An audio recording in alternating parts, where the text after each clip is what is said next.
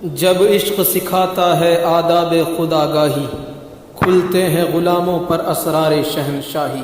السلام علیکم دوستو، آج ہم بی اے پروگرام میں ایک غزل پڑھائی جاتی ہے علامہ اقبال کی، جب عشق سکھاتا ہے آداب خودآگاہی، کھلتے ہیں غلاموں پر اسرار شہنشاہی۔ بال جبریل کی ایک غزل ہے، B A honours, B A Urdu honours کے سیکنڈ سمسٹر میں پڑھائی جاتی ہے، اور جو شاعری کا شوق رکھنے والے ہیں انہوں نے یہ غزل ضرور سنی ہوگی۔ آج ہم اس کو سمجھنے کی کوشش کریں گے۔ آئیے شروعات کرتے ہیں۔ علامہ فرماتے ہیں، جب عشق سکھاتا ہے آداب خودآگاہی، کھلتے ہیں غلاموں پر اسرار شہنشاہی۔ پہلے ہم ہر شعر کے الفاظ معنی کو جانیں گے، اور پھر اس شعر میں علامہ کیا کہنا چاہتے ہیں ہم اس مفہوم کو جاننے کی کوشش کریں گے۔ اس شعر میں آیا آداب خودآگاہی۔ آداب خودآگاہی کا مطلب ہے اپنی ذات کو پہچاننا، اپنی معرفت حاصل کرنا، اپنے اندر جو پاور ہے، جو پوٹینشل ہے، جو اللہ نے صلاحیتیں ہمیں دی ہیں، اس کو پہچان لینا۔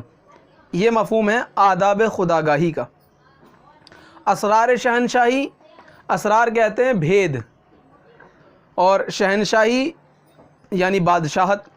اسرار شہنشاہی کا مطلب ہوا بادشاہت کے راز، حکمرانی کے بھید۔ تو یہاں پر علامہ فرما رہے ہیں کہ جب عشق سکھاتا ہے آداب خودآگاہی، کھلتے ہیں غلاموں پر اسرار شہنشاہی، یعنی جب عشق کے ذریعے انسان اپنی معرفت حاصل کر لیتا ہے، اپنے پوٹینشل کو جان لیتا ہے، اپنے اندر کی صلاحیتوں کو پہچان لیتا ہے، تو پھر ایک وہ وقت آتا ہے کہ جب اس کے اوپر حکمرانی کے بھید کھلتے ہیں، بادشاہت کے بھید کھلتے ہیں۔ یہاں عشق سے مراد ہے اللہ کی دین کی محبت، اللہ سے اور اس کے رسول سے بے پناہ محبت۔ یعنی اس شعر کے معنی یہ ہوئے کہ جب اللہ اور اس کے رسول سے اور اس کے دین سے محبت کے نتیجے میں انسان اپنی معرفت حاصل کر لیتا ہے، اپنے اندر کا پوٹینشل جان لیتا ہے، اپنی صلاحیتوں سے آگاہ ہو جاتا ہے، تو اللہ تعالیٰ اس پر حکمرانی کے، بادشاہت کے بھید کھولتے ہیں۔ اور تاریخ گواہ ہے اس بات کی کہ عرب کے وہ بدو جن پر لوگ ان کی طرف متوجہ بھی نہیں ہوتے تھے، اور جن کے اوپر روم اور بڑی بڑی طاقتیں ان کی طرف دیکھتی بھی نہیں تھیں، ان پہ نہ حکومت کرنی بھی نہیں چاہتی تھی، ان کی طرف متوجہ نہیں ہوتی تھی، لیکن جب انہوں نے اللہ سے اور اس کے رسول سے محبت شروع کی تو دنیا نے وہ منظر دیکھا کہ ان عرب کے بدوؤں نے دنیا پہ جو ہے وہ حکومت کر کے دکھائی۔ اگلے شعر میں علامہ فرماتے ہیں، عطار ہوں، رومی ہوں، رازی ہو، غزالی ہو، کچھ ہاتھ نہیں آتا بے آہ سحرگاہی۔ عطار ہوں، رومی ہوں، رازی ہو، غزالی ہو، کچھ ہاتھ نہیں آتا بے آہ سحرگاہی۔ آہ سحرگاہی، گاہ کہتے ہیں وقت کو، سحر کہتے ہیں صبح کو، آہ یعنی رونا دھونا۔ آہو سحرگاہی کا مطلب ہوا صبح کے وقت اٹھ کر رونا، اور بے آہو سحرگاہی یعنی بغیر صبح اٹھے ہوئے، بغیر صبح اللہ کے سامنے بغیر روئے دھوئے۔ تو یہاں پر علامہ فرماتے ہیں، پہلے شعر کے اندر جو پہلے مصرے میں 4 بڑی شخصیات کے تاریخ کی نام آئے، عطار، شیخ فرید الدین عطار رحمۃ اللہ علیہ، جن کی پیدائش 1119 سے لے کر 1230 تک ان کی جو ہے وہ دور حیات رہا، اور ان کی ایک مشہور کتاب ہے تذکرۃ الاولیاء، تو ان کا ذکر کیا، یہ ایک صوفی بزرگ گزرے ہیں۔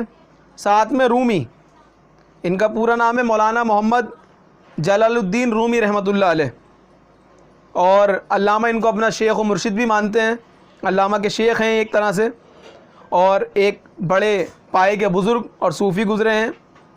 اسی طرح رازی، علامہ فخر الدین رازی رحمۃ اللہ علیہ، یہ مفسر قرآن رہے ہیں، ایک بہت بڑے فلاسفر گزرے ہیں، ان کی بہت مشہور تفسیر ہے تفسیر ابن کثیر۔ رازی کے بعد انہوں نے بتایا غزالی، امام ابو حامد محمد بن غزالی رحمۃ اللہ علیہ، ایک بہت پائے کے عالم گزرے ہیں اور صوفی اور فلاسفر بھی رہے ہیں۔ تو علامہ یہاں فرماتے ہیں کہ عطار ہو، رومی ہو، رازی ہو، غزالی ہو، کچھ ہاتھ نہیں آتا بے آہ و سحرگاہی، یعنی یہ بڑی شخصیات بھی جو گزری ہیں، ان کو بھی جو کچھ میسر آیا ہے، جو کچھ انہیں ملا ہے، جس چیز تک یہ پہنچے ہیں، وہ اللہ کے سامنے صبح کے وقت رونے ہی کے نتیجے میں ملا ہے۔ یعنی انسان علم حاصل کرنے کے ساتھ ساتھ جب تک اللہ تعالیٰ کی معرفت حاصل نہیں کرتا، اللہ اپنے علم کو استعمال کے ذریعے اللہ کی عبادت میں نہیں لگاتا، تب تک اس کو کچھ ہاتھ نہیں آتا۔ اس سے آگے علامہ فرماتے ہیں تیسرے شعر کے اندر، نومید نہ ہو ان سے اے رہبر فرزانہ، کم کوش تو ہیں لیکن بے ذوق نہیں راہی۔ رہبر فرزانہ، رہبر کہتے ہیں رہنما، لیڈر، راستہ دکھانے والا، فرزانہ عقل مند، کہ اے وہ عقل مند لیڈر۔ یہاں فرما رہے ہیں علامہ کہ جو قوم کے لیڈر ہیں، جو قوم کے رہبر ہیں، جو ان کو راہ دکھانا چاہتے ہیں، ان کو یہ پیغام دیا جا رہا ہے کہ آپ اپنی قوم سے نا امید مت ہوئیے، کم کوش تو ہیں لیکن یہ ان کی کمی ضرور ہے، کوشش میں کمی ضرور ہے، لیکن یہ بے ذوق نہیں ہے۔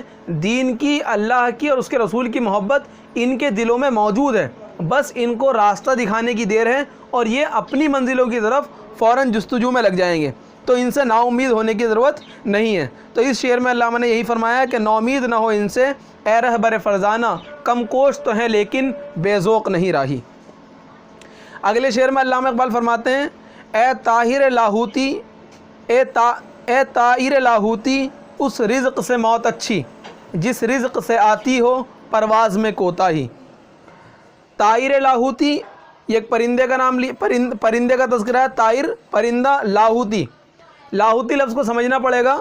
لاہوتی ایک وقت اس دنیا کے اندر، اس کائنات کے اندر 4 عالم چل رہے ہوتے ہیں، جس کے اندر ایک ہے عالم ناسوت، جس میں انسان، جنات، چرند پرند، ہوا، پیڑ پودے، جنگلات، یہ سب چیز جس عالم میں آتی ہیں یہ کہلاتی ہے عالم ناسوت۔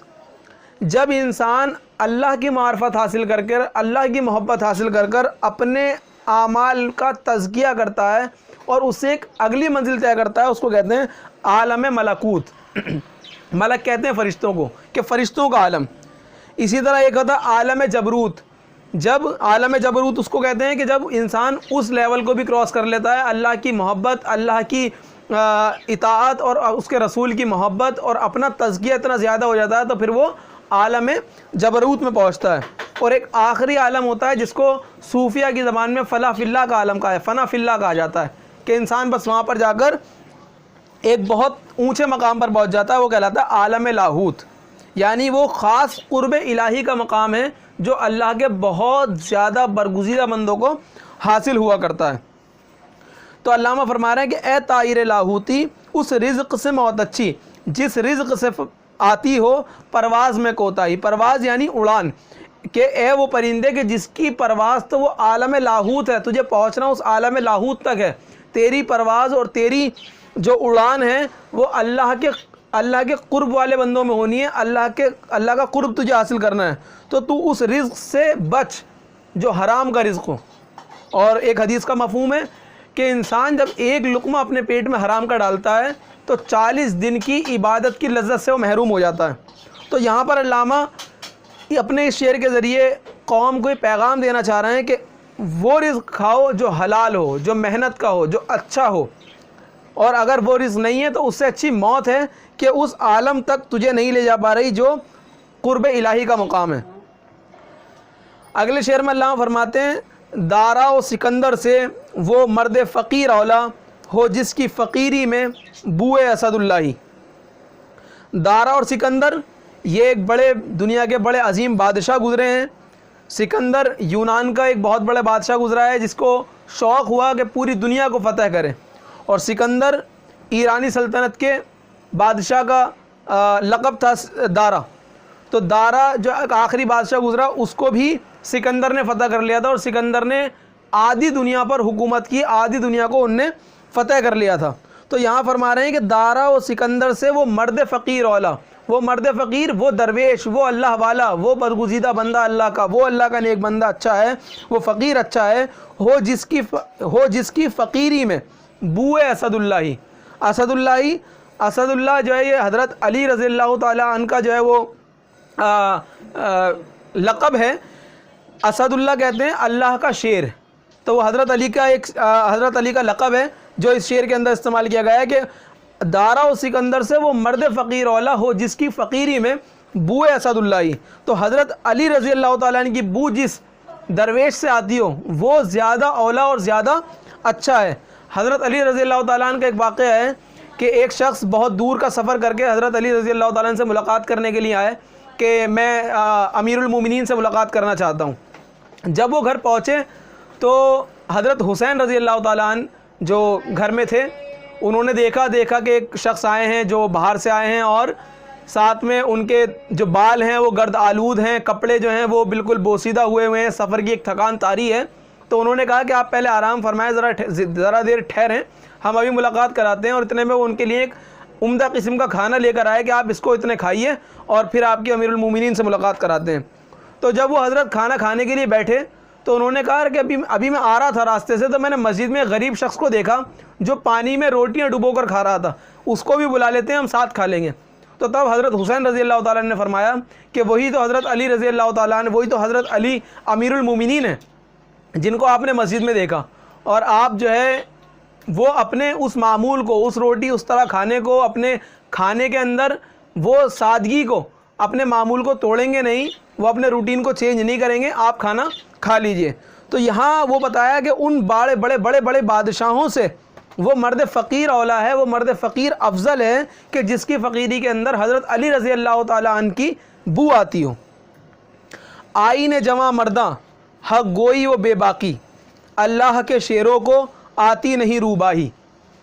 آئین کہتے ہیں طریقے کو, جواں مرداں جوان مردوں کا طریقہ, حق گوئی و بے باکی, حق گوئی حق بات کہنا, بے باکی کا مطلب کسی سے ڈرے بغیر کسی ڈر کے. اللہ کے شیروں کو آتی نہیں روباہی. روباہی لومڑی سے اس کا تعلق ہے کہ جس طرح چلاکی اللہ کے جو نیک بندے ہوتے ہیں, جو نوجوان نیک ہوتے ہیں, ان کے طریقوں کے اندر چالاکیاں چال بازیاں نہیں ہوتی. وہ حق گوئی کرتے ہیں, وہ حق بات کہتے ہیں جہاں ہوتے ہیں اور اس پر عمل کرتے ہیں, اور بے باکی کے ساتھ بغیر کسی سے ڈرے وہ حق بات کہتے ہیں. اللہ کے جو شعر ہوتے ہیں ان کو چالاکیاں اور مکاریاں نہیں آتی. ایک بہت اہم پیغام اس پوری غزل کے اندر علامہ اقبال نے اپنی قوم کو دیا, اس امت تک پہنچایا. بہت خوبصورت غزل ہے, آپ کے بی اے آنرس میں تو آ ہی رہی ہے, لیکن میں آپ سے درخواست کروں گا کہ اس کا ایک ایک شعر اپنی زندگیوں میں بھی اگر آپ اتار لیں تو آپ کی زندگی کے اندر ایک انقلاب پیدا ہو جائے گا. امید ہے آپ کے ویڈیو سمجھ میں آئی ہوگی. اگر کچھ اور آپ ہم سے جاننا چاہتے ہیں تو آپ نیچے کمنٹ سیکشن میں ہمیں بتا سکتے ہیں. ویڈیو پسند آئی ہو تو لائک ضرور کریں, اپنے دوستوں کے ساتھ شیئر کریں اور ہمارے چینل کو سبسکرائب کرنا نہ بھولیں. شکریہ.